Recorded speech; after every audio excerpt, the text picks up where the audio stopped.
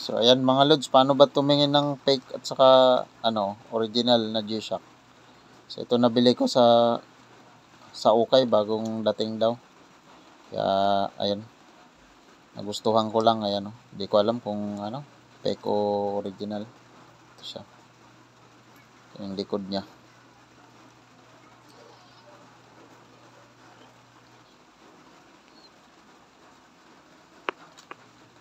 Ayan.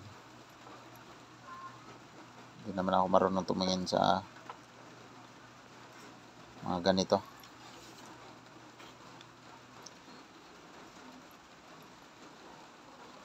Bali yung battery niya tinanggal ko.